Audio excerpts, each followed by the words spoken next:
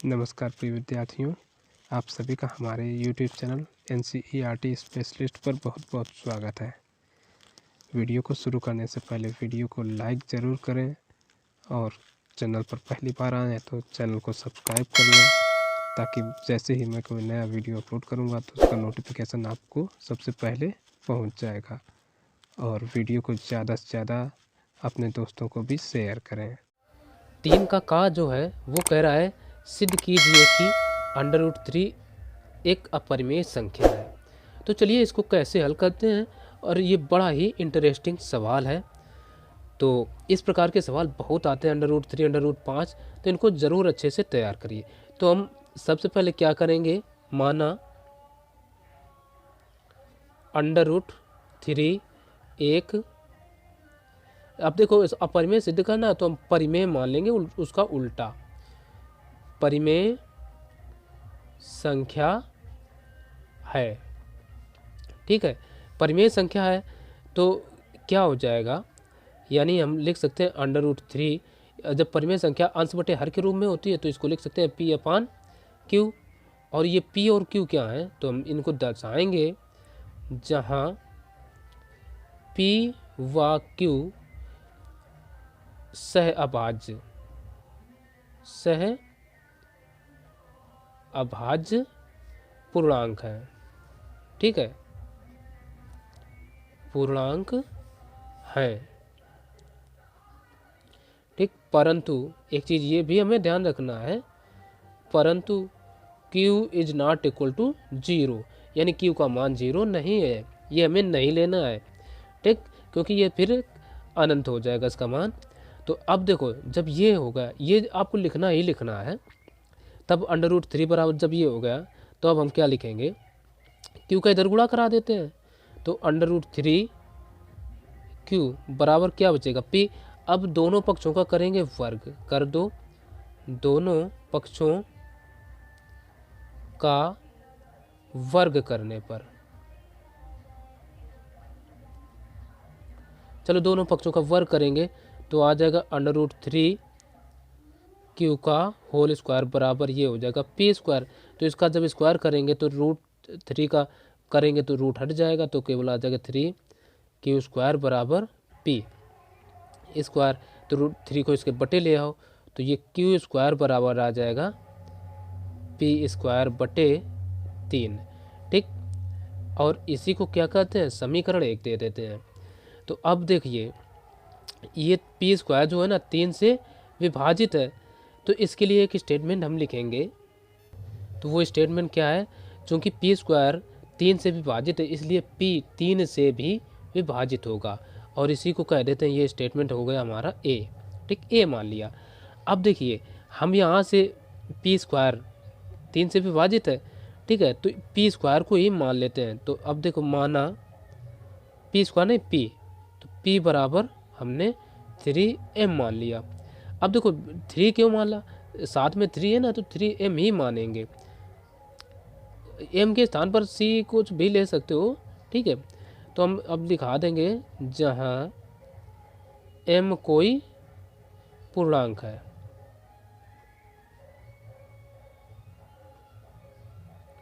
पूर्णांक है। ठीक है, तो अब ये जो P का m का मान है, यानी P का, इसको हम समीकरण 1 में रख देंगे। तो P का मान समीकरण 1 में रखने पर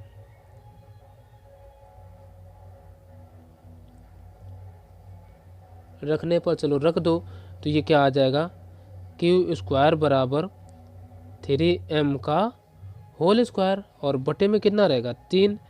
तो अब इसका होल स्क्वायर कर देंगे तो ये आ जाएगा Q² बराबर 3 का वर्ग कितना, 9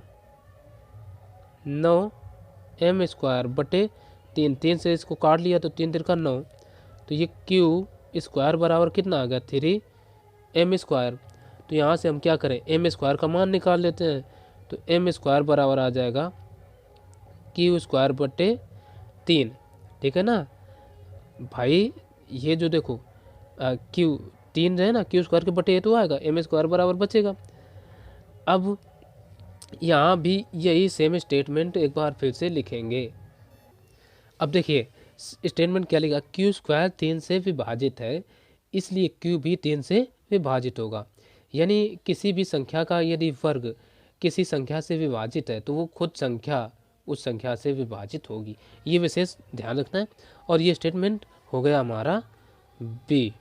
ठीक, अब देखिए कथन ए व बी से हमें पता चल रहा है कि 3 दोनों का गुणांक है, तो हम लिख सकते हैं कथन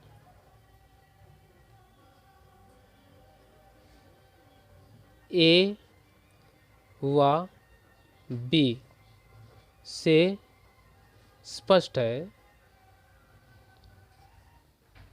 कि P व Q दोनों कितने से विभाजित हैं, 3 से विभाज्य है।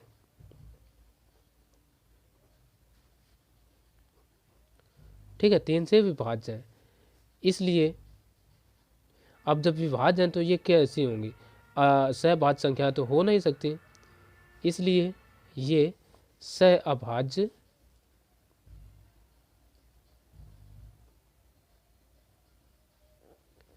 संख्याएं नहीं है, संख्याएं नहीं है। जब सहभाज्य संख्याएं नहीं है तो हमारी कल्पना भी गलत है, तो हम लिख सकते हैं अतः हमारी कल्पना गलत है,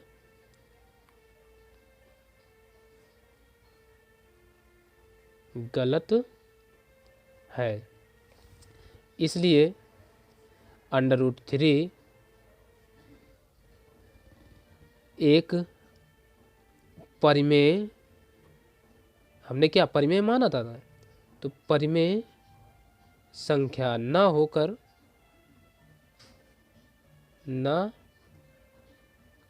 होकर एक अपरिमेय संख्या है।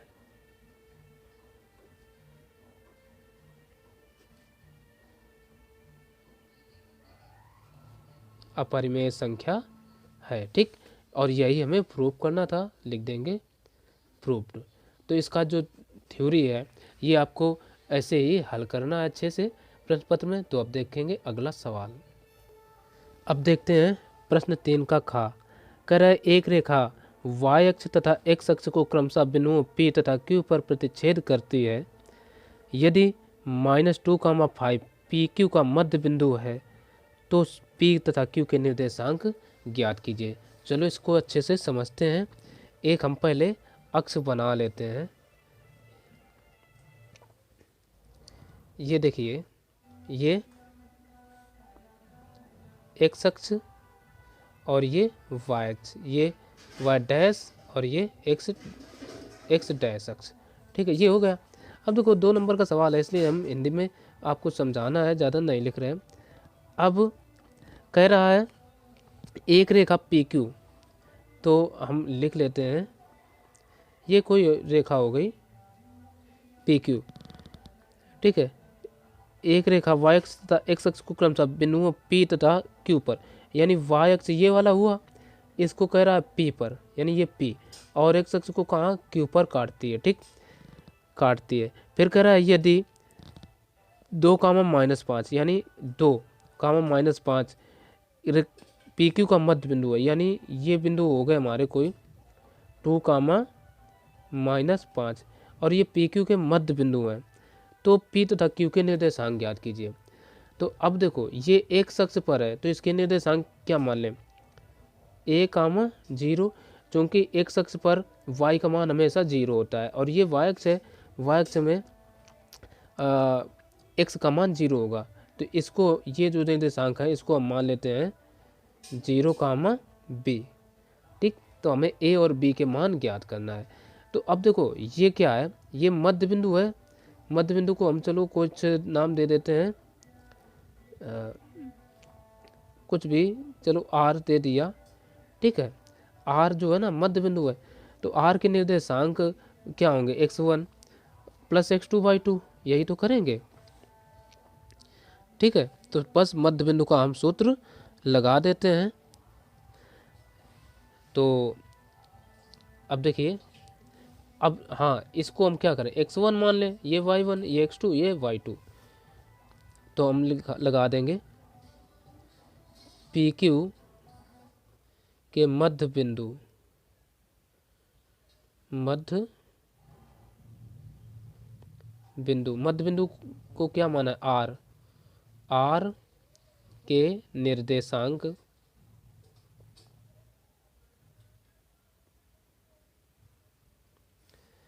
बराबर क्या हो जाएगा, x1 plus x2 y2 y1 plus y2 y2, यही तो होगा।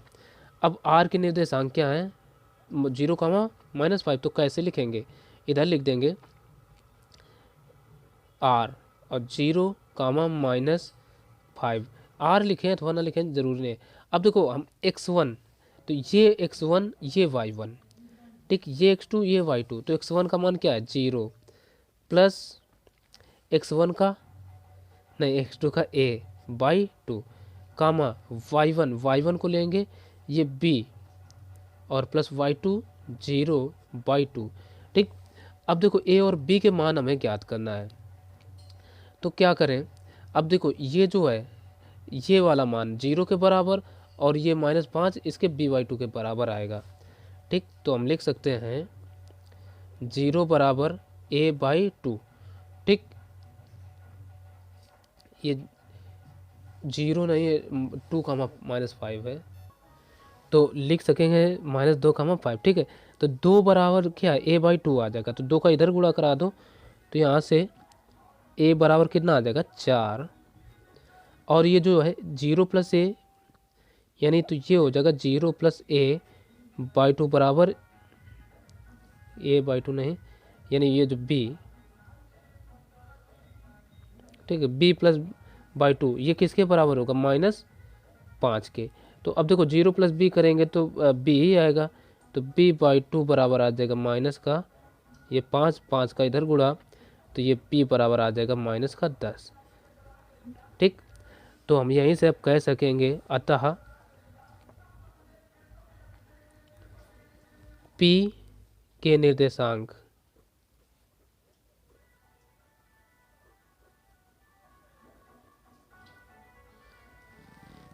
निर्देशांक बराबर, देखो क्या माने हैं p के जो हैं वो क्या है 0, b। तो पहला तो 0 b का मान कितना है -10, और q के निर्देशांक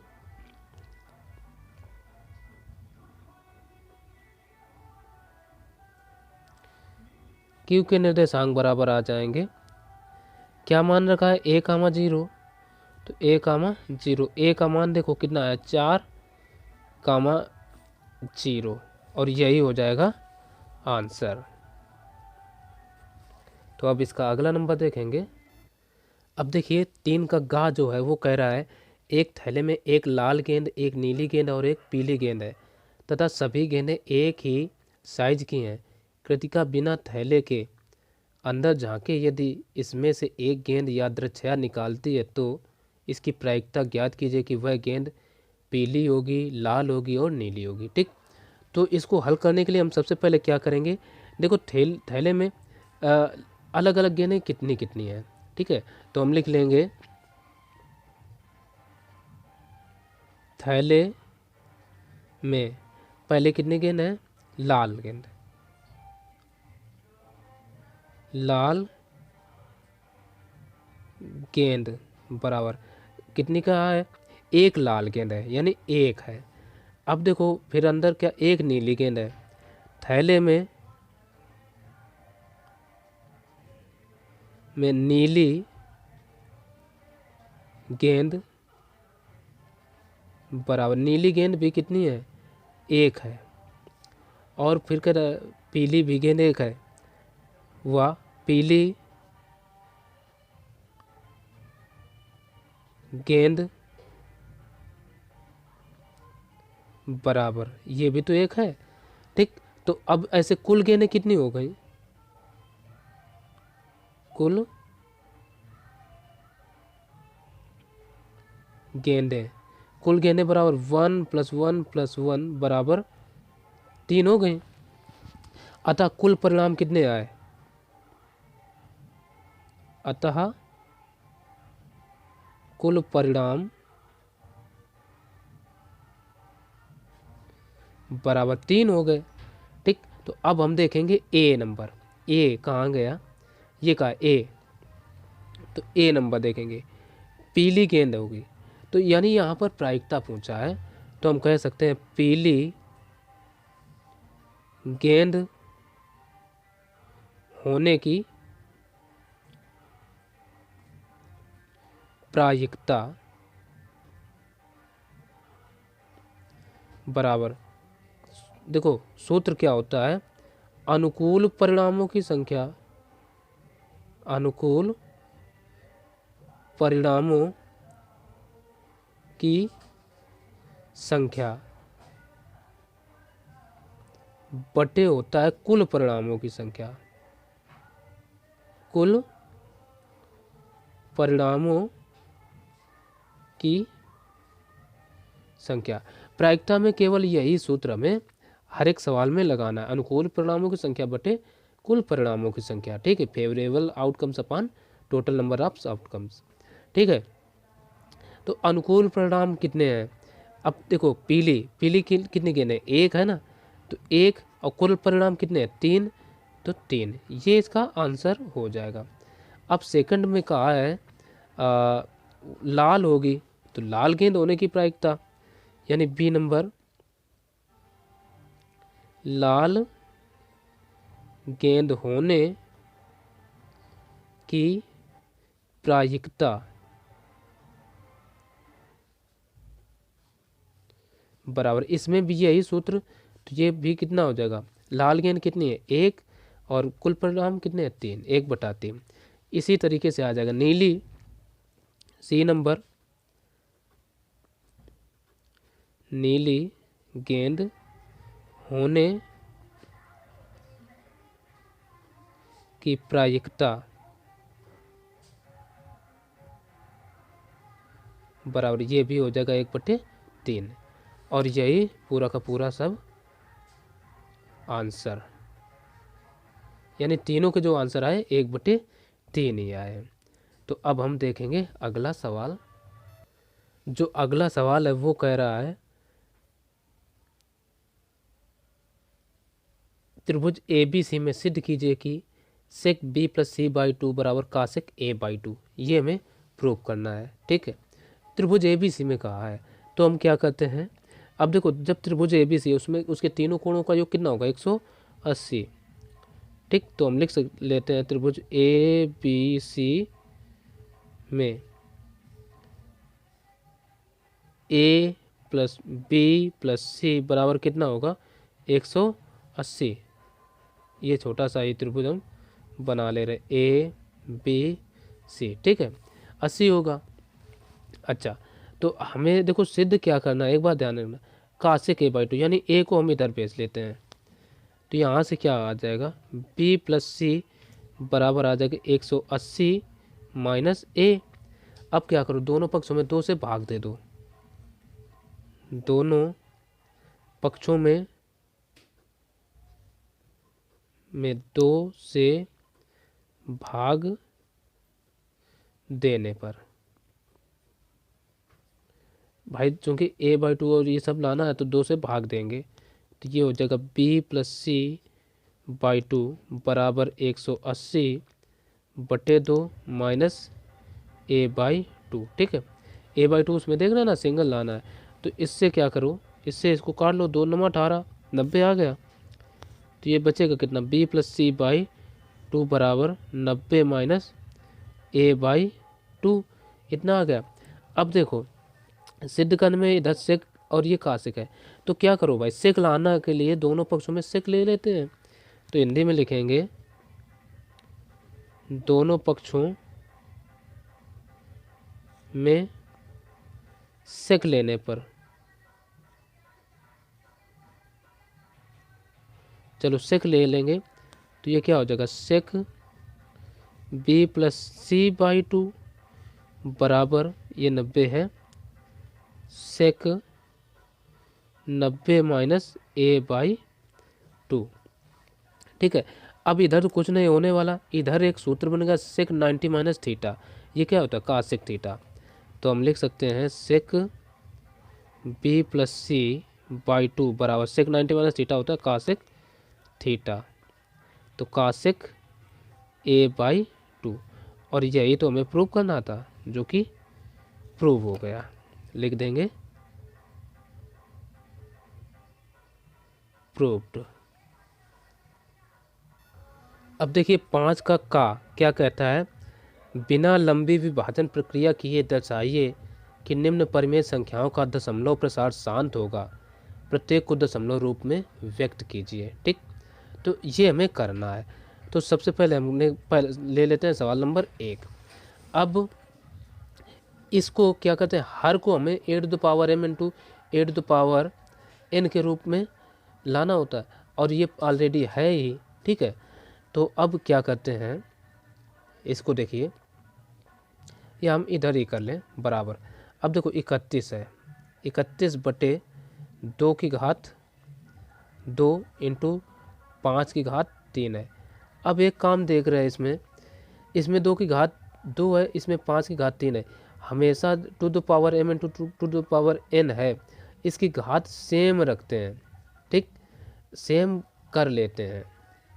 अब देखो इसकी घात 3 है, तो इसकी सेम करने के लिए क्या करें, इसमें ऊपर नीचे किसकी घात कम है, 2 की, तो 2 से गुणा करा देते हैं, 2 की घात 1 से, 1 की घात तो कम है, तो इंटू 2 इंटू 2 ऐसा करेंगे तो ये कितना हो जाएगा, 31 ना 62 देखो 2 की घात 3 हो जाएगा, 2 की घात 3 इंटू 5 की घात 3 इतना होगा। तो इसको हम लिख सकते हैं 62 अब देखो 2 और 5 यानी 2 इंटू 5 दोनों की घात कितनी, 3।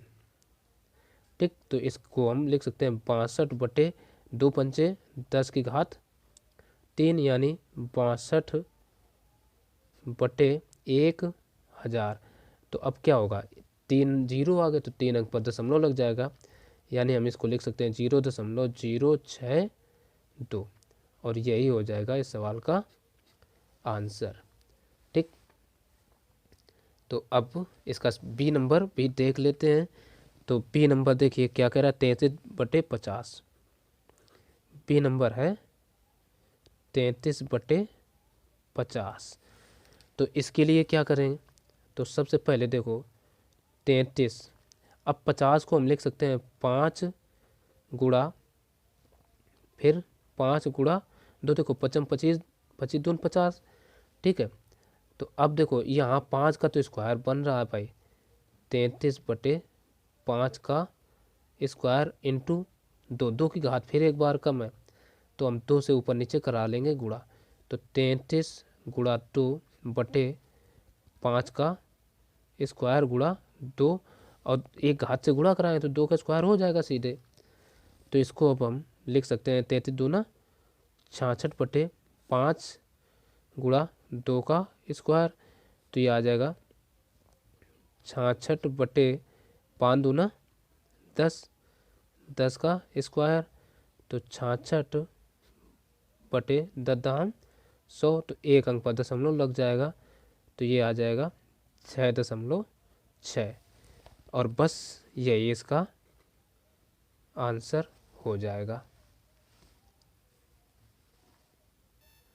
लेकिन यहाँ जो दशमलव है देखिए, डबल जीरो हो तो डबल अंक पर लगेगा, तो 0.66 होगा। अब देखेंगे सवाल नंबर अगला, जो कि है चौथे का खा।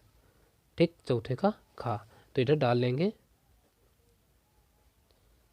प्रश्न संख्या 4 का खा।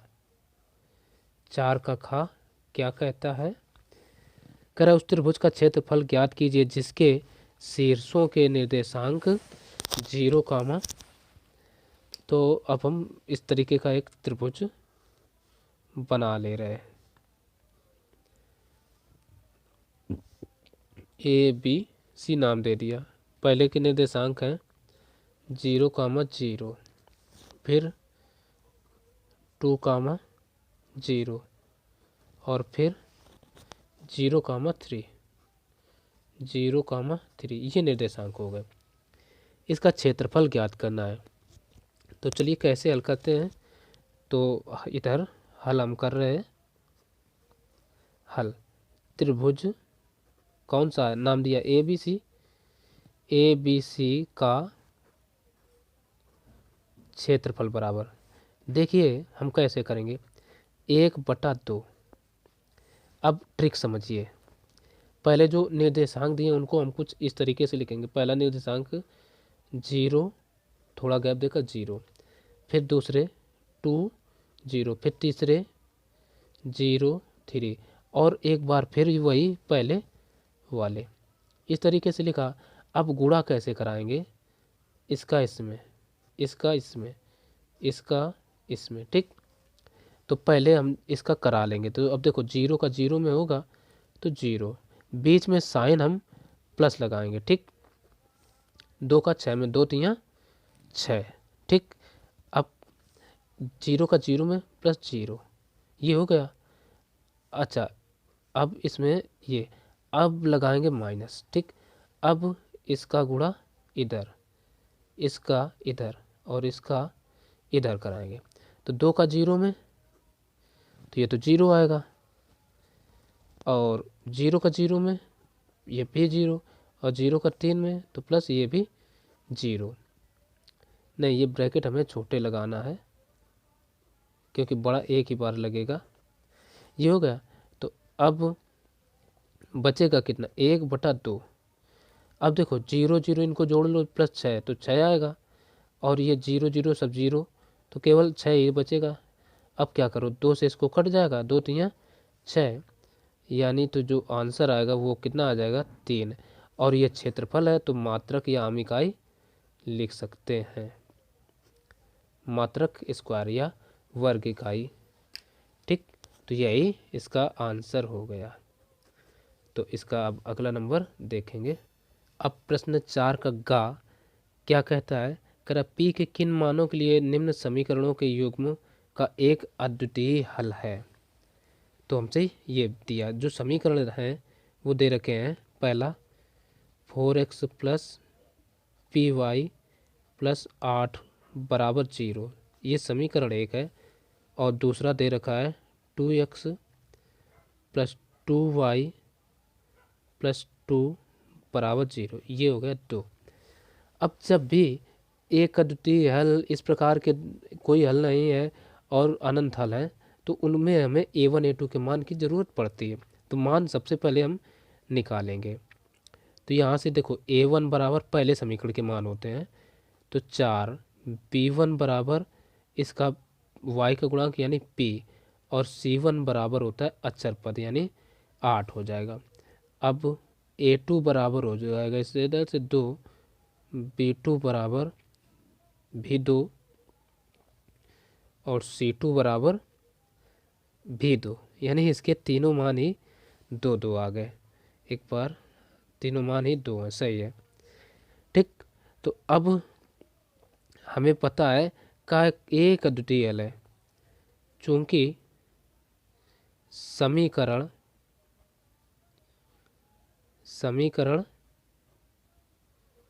निकाय का एक अद्वितीय हल है,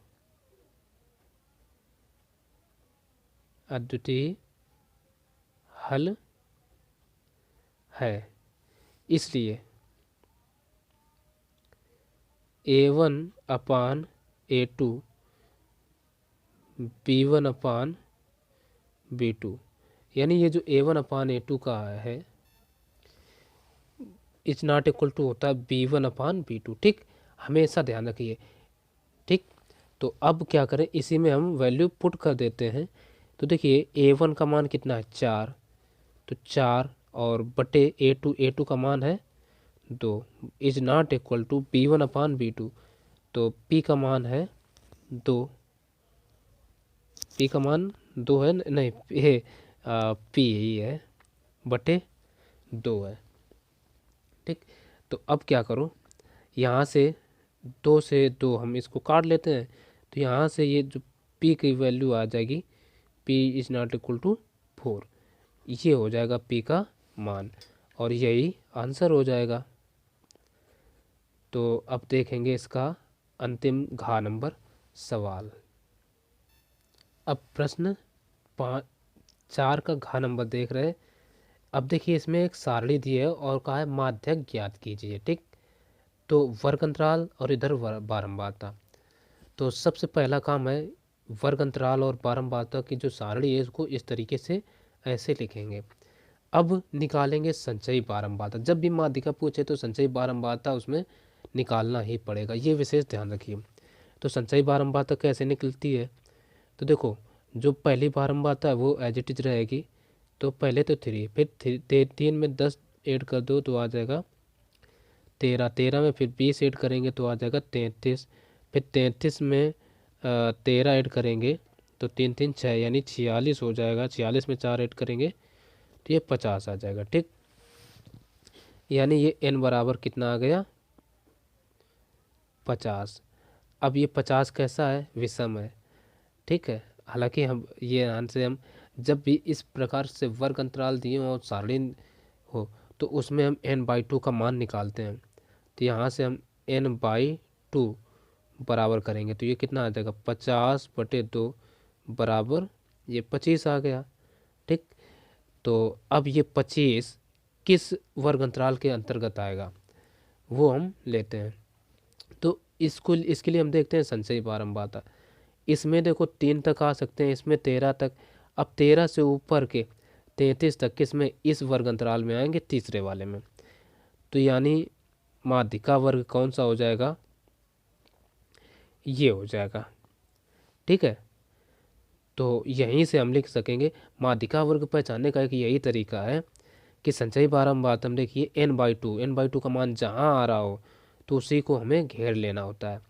तो क्योंकि इसमें तो इसकी लिमिटेशन केवल 13 तक है कि 13 तक आएंगे, 13 के ऊपर 33 तक इसमें आएंगे तो 25 कहाँ होगा, 13 और 33 के बीच में ही तो होगा। ठीक है, तो इसलिए माध्यिका वर्ग ये हो जाएगा। तो यहीं से हम लिख लेंगे माध्यिका वर्ग बराबर आ गया हमारा 40 से 55, ये आ गया। तो अब हम मान निकाल लेंगे। चूंकि माध्यिका बराबर क्या हो, सूत्र देख लो, यहाँ हम लिखे देते हैं। देखिए माध्यिका बराबर होता है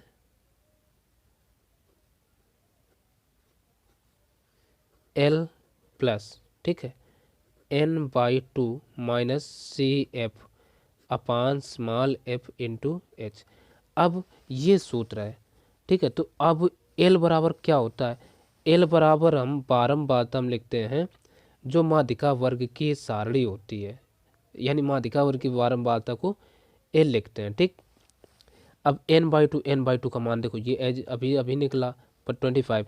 CF क्या होता है, माध्यिका वर्ग के ठीक ऊपर वाले को हम CF मान लेते हैं, यानी क्यूमुलेटिव फ्रीक्वेंसी। ठीक, तो ये हो गया हमारा CF। ठीक, अब H सबके बीच का डिफरेंस होता है अंतर। देखो 25 से 40 का बीच का अंतर 15 है, सबके बीच का 15 ये है ना, तो H बराबर हो जाएगा ये 15। और यहीं से हम लिख सकते हैं, हालांकि चलो H बराबर कितना आ गया 15 और F पता, सब मान पता चल गए तो हम क्या रखते हैं, लगा देते हैं सूत्र माध्यिका का। तो बराबर क्या हो जाएगा L का मान, देखो जो माध्यिका वर्ग होता है उसकी होती है लोअर लिमिट, तो यहीं से हम लिख लेते हैं L बराबर 40। ठीक, लिख लिया। अब रख दो मान, L का मान कितना आया 40, तो 40 प्लस, अब देखो फिर क्या n/2 का मान निकल कर आया ये 25, तो ये हमने रखा 25। ठीक, फिर कितना है माइनस CF का मान कितना है 20 माइनस 20 बटे फिर कितना है स्मॉल f का मान L लिख दिया, यहाँ हमें F लिखना था, तो ये L नहीं है F है। तो देखो 40 माइनस सूत्र में क्या है n/2 माइनस CF का मान कितना है 13 है, तो यहाँ हो जाएगा 13। ठीक है, अपान स्मॉल एफ है, स्मॉल एफ का मान ये है 20 इंटू एच, एच का मान देखो 15 ये निकला है, यानी इन सब के बीच का डिफरेंट होता है तो 15। अब इसमें घटा देते हैं तो ये आ जाएगा 40 प्लस 25 में 13 घटा दो, कितना बचेगा 12।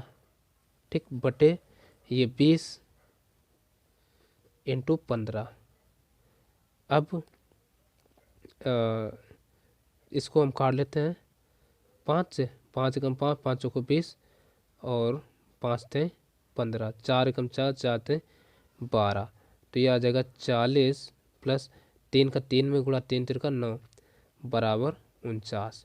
यही हो जाएगी माध्यिका, यानी यही आंसर भी हो गया। तो बस इस वीडियो में इतना ही, मिलते हैं फिर अगले वीडियो में। तो तब तक के लिए नमस्कार।